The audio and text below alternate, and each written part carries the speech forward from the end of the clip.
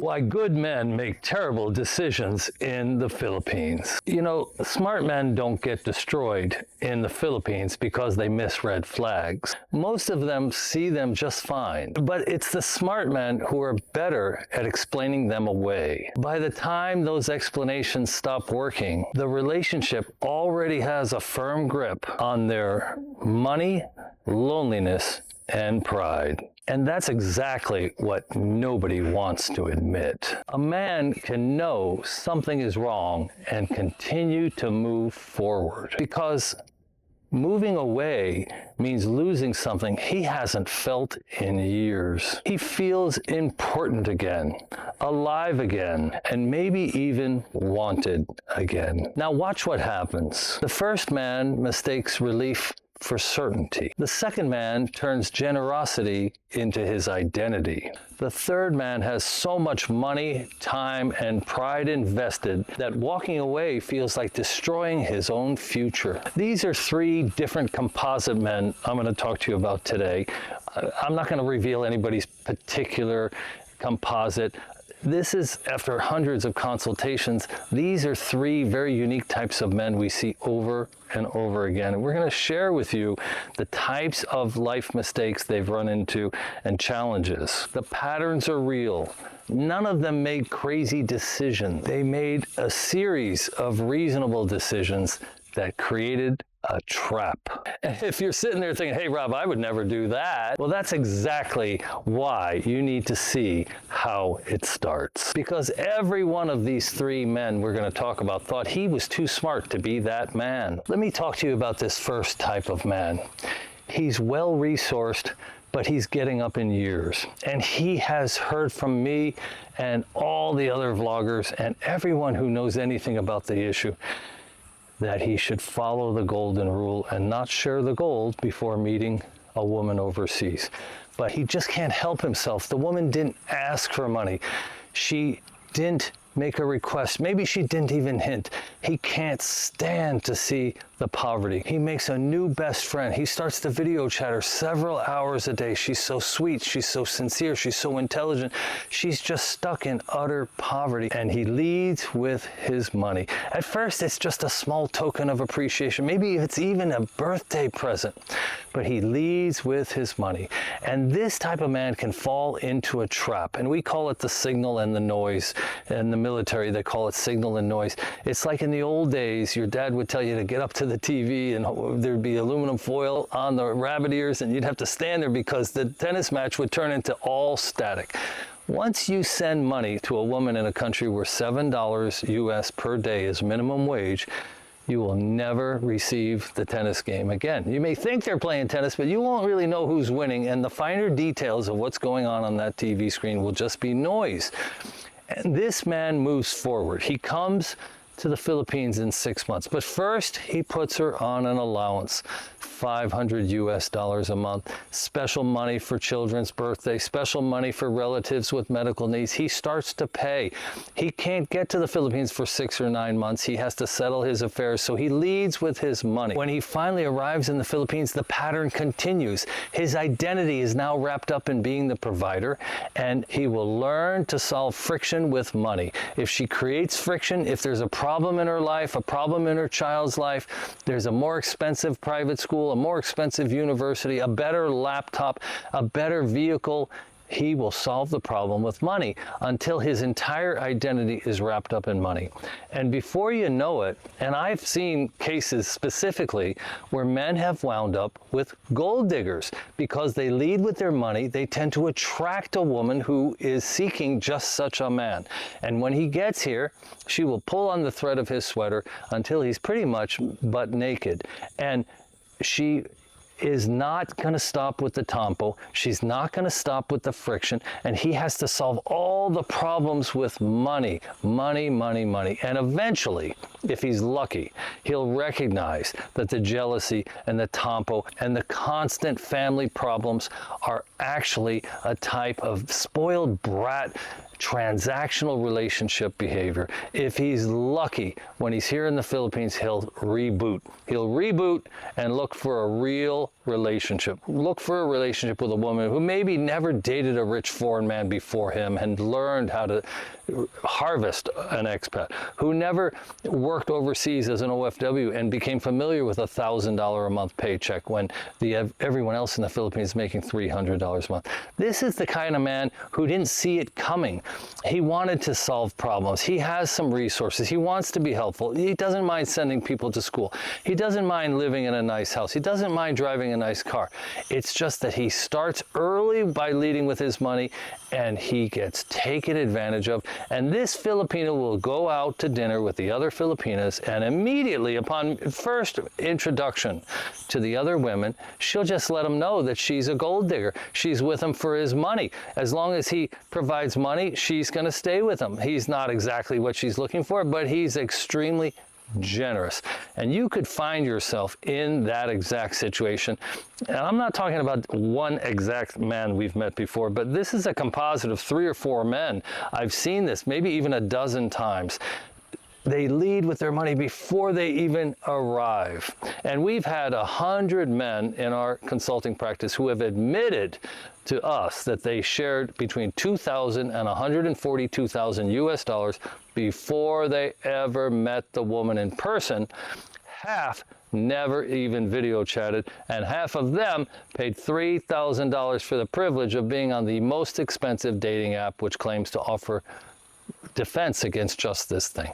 So imagine you're video chatting, you really like the woman, and she's really a great woman, it's just she's harvesting you. Don't be that man. Let me tell you about man number 2. Man number 2 is reasonably well resourced. He can't stand to see the relatives in poverty. He can't stand to see the brothers unemployed.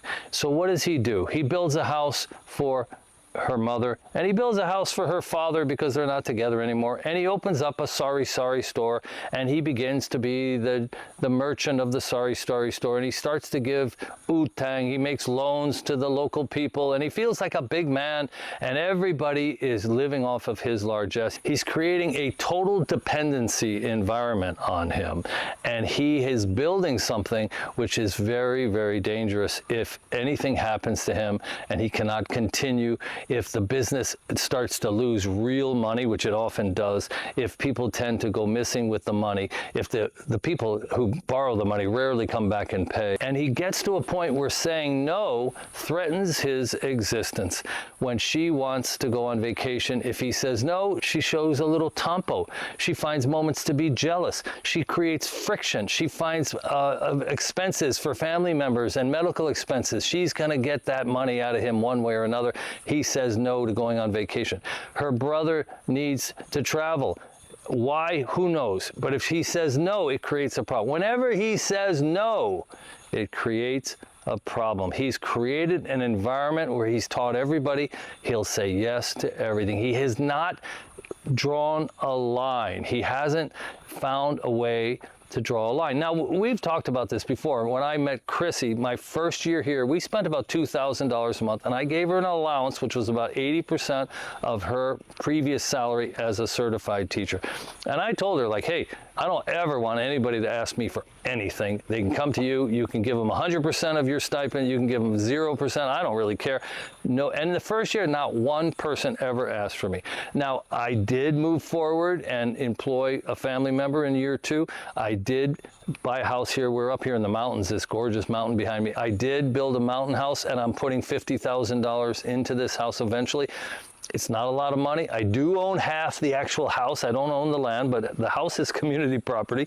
People always assume that I don't own anything.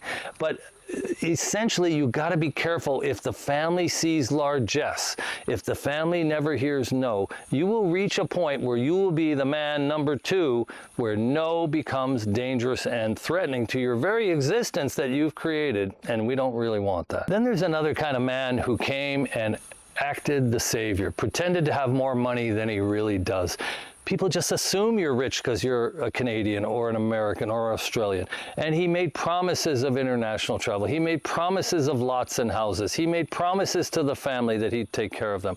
And then the situation goes bad. He realizes he's not in love. He realizes he rushed into his selection. He sees other women at the mall he's desirous for. He sees other expats with women he finds more attractive than his wife. He is not satisfied in his relationship, and yet he has promised people to be the savior. He has told all these people that he will take care of them. And it creates a problem where it's hard for him to leave and to take care of number one. I always tell everybody, you have to understand you are your own client. You are the number one client.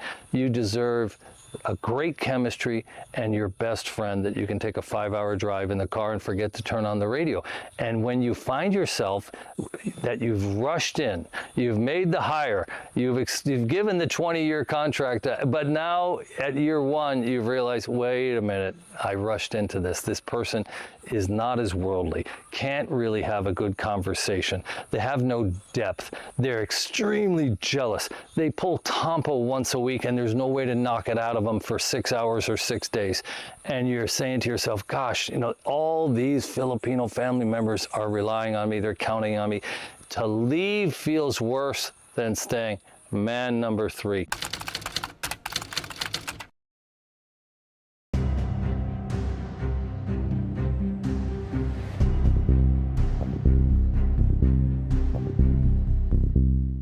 When you have a plan and you see yourself hurtling down the road out of control and you think you might be making bad decisions, I challenge you to take the 5-question reset. Pause for 90 days. Don't buy that water store. Don't buy that lot. Don't start construction. Don't pay for that college tuition. Don't pay for the entire medical treatment that they're asking you for. Pause for 90 days. See what happens. See what kind of friction comes into your life. Number 2, say no once. Just say no. See what happens. See your life unfold after the no. Number 3, stop and observe ordinary life. Stop buying things, stop taking vacations, start living an ordinary life and watch what happens. Observe regular life, not vacation life. Number 4, protect an ordinary Philippines plan. There's regular, everyday, ordinary retirement plans.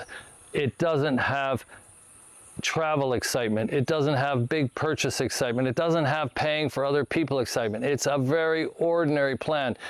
Make a step to protect your original plan. Just because things got off track doesn't mean you can't come back to center and protect it. And finally, number 5, I challenge you to examine your decisions with fresh eyes. If you're watching this video and you think you've gone down the wrong path, you've been overly generous, you've been blinded by short-term decisions, you settled when you should have waited, you rushed into things, you led with your money, you have overextended yourself, and you find yourself in a stressful environment, I ask you to stop and examine your decisions with a fresh set of eyes. Hit the pause button. Say no. Stop the spending.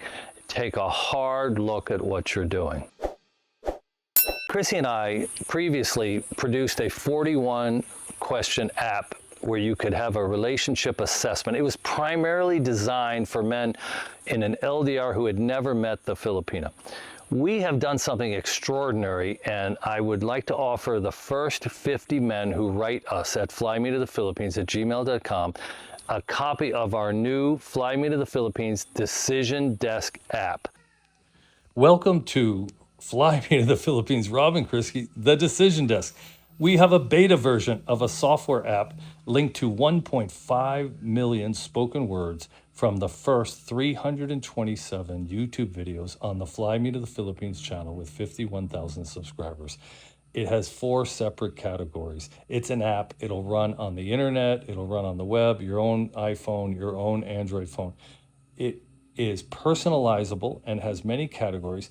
You can skip the personalization and go right to asking a question of my beautiful wife, Chrissy, without getting an answer from me. You can ask us both, or you can ask me. But the benefit of this is you can personalize it. First, you're going to be asked to understand that this is not a legal service, et cetera, et cetera. It's just a bunch of disclaimers. You're going to click there and you go, I understand. Now, where are you today? There's 8 categories. I haven't started dating yet. I'm kind of thinking about it. I tried and need a fresh start. These are all entry portals into the app that allow you to customize the app. Number 3, I'm planning my Philippine life retirement. Nothing about women, it's budget and where to retire. Number 4, we've never met, but I'm talking to somebody online. Number 5, we talked for months and I came over for a 1-month unbelievable vacation ship, 1 month, 30 days. Number 6, we've met several times. Number 7, we share a daily life together. Number 8, we're engaged or married. And you can even indicate you've been engaged or married for a year or 3 years. This allows you to enter the software program, the app, with context. You'll answer 30 to 60 questions, and then it'll link you to Ask Rob and Chrissy here. Now, you can skip that and go right into the questions.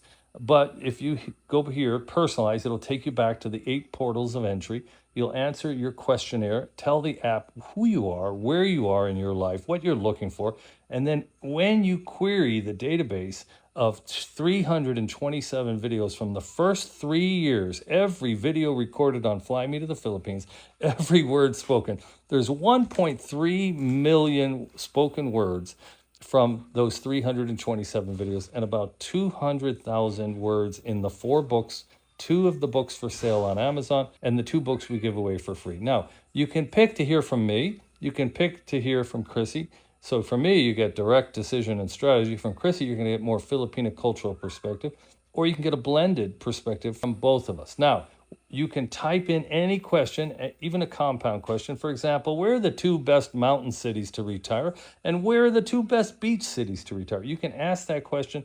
It'll give you a chance for a follow-up question, or we have pre-written questions that you can go ahead and ask. We're going to ask Chrissy a question this time, just Chrissy. Ask another question. Now I'm going to say, hey, Chrissy, okay? And we're hoping that the first 50 men who write in will take a beta version, launch it. There's no bugs. It's not going to jam up your software or anything like that. I'm just looking for someone to evaluate how effective it is, something you'd be interested in, if it needs to be fixed, if you find problems. There are hundreds of questions, 8 portals for you to enter based on where you are. It runs on Android, it runs on Apple, it just runs on the internet, and basically it's going to query the 1.5 million words spoken in or written in the book or spoken on the YouTube channel. So it's like having your own personal consultation. So write me at Fly Me to the Philippines for the Philippines Decision Desk. It's like having Rob and Chrissy in a can. Every word we ever spoke on YouTube can be queried. Everybody who is in the first 50, I will send a copy of my newest book, For a While, Sir, the guidebook on how to survive the Philippines, for our best-selling book, the 300-page Philippines Travel Guide, 20 weeks on Amazon bestseller list. You can go to Amazon.com and buy that. Check out the app. Be one of the first 50. And gentlemen, I am here to tell you that after hundreds and hundreds and hundreds of consultations, I now have one firm commitment. Never get on an airplane without doing a social media search on your potential girlfriend, wife, fiance. It's nothing illegal. There's nothing unethical. There's nothing immoral. Chrissy does 25 of these a month, 40% of the women pass. We just had 2 ladyboys this week. So, and we had one woman who was well above 60 and didn't pass. So it is crazy. And many of the men, half the men have met the women multiple times in person, had a really good vacationship. But the women tend to not be quite so transparent. So for a small fee of going out to dinner with a couple of glasses of wine, you can get either a skip in your step going forward, or you can get information that's knowledge, information you can act on. From Fly Me to the Philippines, Chrissy will be back next time.